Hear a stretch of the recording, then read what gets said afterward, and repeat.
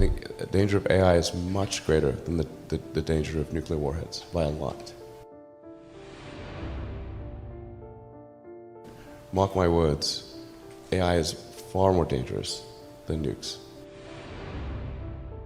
I try to convince people to slow down AI, to regulate AI. This was futile. I tried for years. The biggest issue I see with so-called AI experts is that they think they know more than they do. And they think they're smarter than they actually are. This tends to plague smart people. They define themselves by their intelligence, and they don't like the idea that a machine could be way smarter than them, so they discount the idea, which is fundamentally flawed. That's the wishful thinking situation.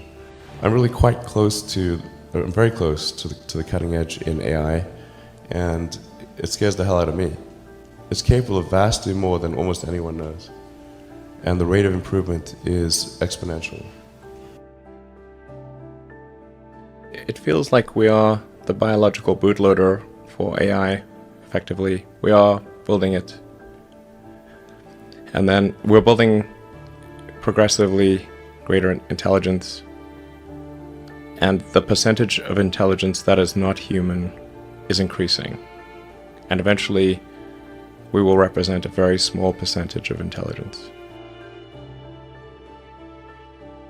It's going to come faster than anyone appreciates. I think it's with each passing year, the sophistication of computer intelligence is growing dramatically. I mean, I really think we're on an exponential improvement path of artificial intelligence, and the number of smart humans that are developing AI is also increasing dramatically. I mean, if you look at like the attendance at the AI conferences, they're doubling every year. They're getting full. I have a sort of a young cousin of mine who's graduating from Berkeley in computer science and physics, and I asked him, like, well, how many of the smart students are studying AI and computer science? And the answer is all of them. And come up with a better approach or better outcome is that we achieve democratization of AI technology, meaning that no one company or small set of individuals has control over advanced AI technology. I think that's very dangerous. It could also get stolen by somebody bad, like some evil dictator of a country could send their intelligence agency to go steal it and gain control. It just becomes a very unstable situation, I think, if you've got any incredibly powerful AI.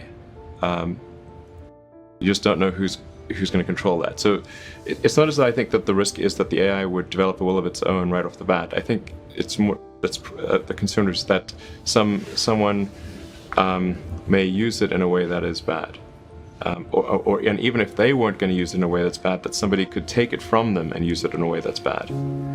That I think is quite a big danger. We are, all of us, already are cyborgs. So you have a machine extension of yourself in the form of your phone and your computer and all your applications. You are already superhuman. But by far, you have more power, more capability than the President of the United States had 30 years ago. If you have an internet link, you have an oracle of wisdom. You can communicate to millions of people. You can communicate to the rest of Earth instantly. I mean, these are magical powers that didn't exist not that long ago. So everyone is already superhuman. Yeah, I just think the singularity is probably the right word, because we just don't know what's going to happen once there's intelligence substantially greater than that of a human brain. I mean, most of the movies and TV featuring AI, they don't describe it in quite the way it's likely to actually take place. But I think you just have to consider, like, even in the benign scenario where if AI is much smarter than a person, what do we do? Yeah. What job do we have? I have to say that when something is a danger to the public, then there needs to be some government agency, like regulators. The fact is, like, we've got regulators in, the aircraft industry, car industry, deal with them all the time, with drugs, food, and anything that's sort of a public risk. I think this has to fall into the category of a public risk. Usually there'll be some new technology. It will cause damage or death. There will be an outcry. There will be an investigation. Years will pass. There will be some sort of insight committee. There will be rulemaking. Then there will be oversight, eventually regulations. This all takes many years. This is the normal course of things. If you look at, say, automotive regulations, how long did it take for seatbelts to be implemented, to be required? The auto industry fought seatbelts, I think, for more than a decade. Successfully fought any regulations on seatbelts, even though the numbers were extremely obvious. If you had a seatbelt on, you would be far less likely to die or be seriously injured. It was unequivocal. And the industry fought this for years, successfully. Eventually, after many people died, regulators insisted on seatbelts. This time frame is not relevant to AI. You can't take 10 years from the point at which it's dangerous. It's too late. I'm not normally an advocate of regulation and oversight. I think one should generally err on the side of minimizing those things. But this is a case where you have a very serious danger to the public. And therefore there needs to be a public body that has insight and then oversight to confirm that everyone is developing AI safely. This is extremely important. I think the danger of AI is much greater than the danger of nuclear warheads, by a lot. And nobody would suggest that we allow anyone to just build nuclear warheads if they want. That would be insane. So why do we have no regulatory oversight? This is insane.